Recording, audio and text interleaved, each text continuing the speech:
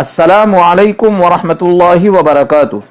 میں ہوں قاری توفیق اور آپ دیکھ رہے ہیں قاری توفیق یوٹیوب چینل۔ میرے ویڈیوز دیکھنے والے تمام بھائیوں اور بہنوں سے گزارش ہے کہ جن لوگوں نے ابھی تک ہمارے چینل کو سبسکرائب نہیں کیا ہے وہ ویڈیو کے نیچے دیے گئے سبسکرائب بٹن پر دبا کر چینل کو سبسکرائب کر لیں اور ساتھ ہی گھنٹے والے بٹن کو بھی دبا لیں تاکہ جب بھی میں کوئی ویڈیو اپلوڈ کروں آپ کو نوٹیفیکیشن مل جائے۔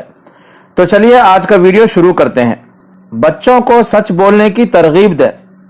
یہ ایک سعودی طالب علم کے ساتھ پیش آنے والا واقعہ ہے جو حصول تعلیم کے لیے برطانیہ میں مقیم تھا۔ وہ طالب علم بیان کرتا ہے کہ مجھے ایک ایسی انگریز فیملی کے ساتھ ایک کمرہ کرایہ پر لے کر رہنے کا اتفاق ہوا جو ایک میاں بیوی اور ایک چھوٹے بچے پر مشتمل تھی۔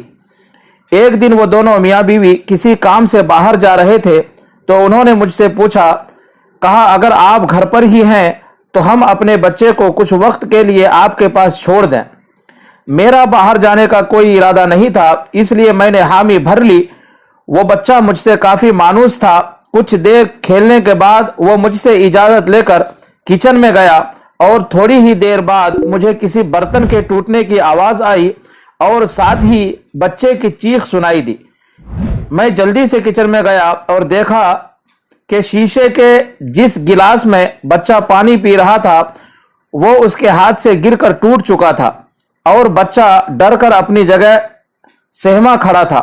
میں نے بچے کو تسلی دی اور کہا تم پریشان نہ ہو اور امی واپس آئیں تو ان سے کہنا کہ گلاس انکل سے ٹوٹ گیا تھا۔ پھر میں نے سوچا کہ اگلے دن ایک گلاس لا کر کچن میں رکھ دوں گا۔ یہ ایک معمولی واقعہ تھا اور میرے خیال میں پریشانی والی کوئی بات نہیں تھی۔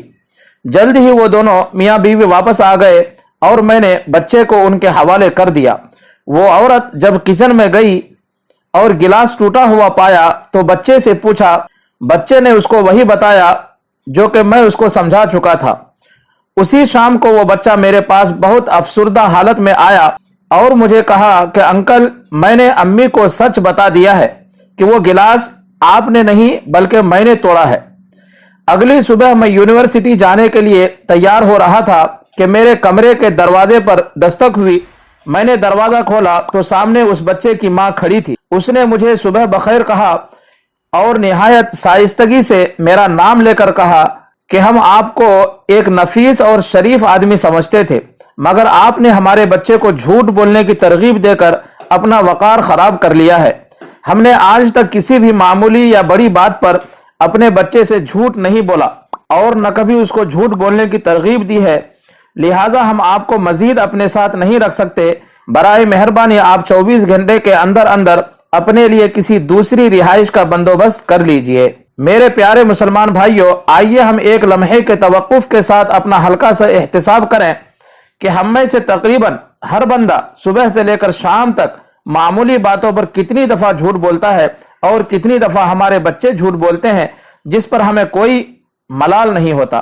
اللہ ہمارے حال پر رحم فرمائے اور ہمیں ہر حال میں سچ بولنے کی توفیق عطا فرمائے۔ آمین ثم آمین۔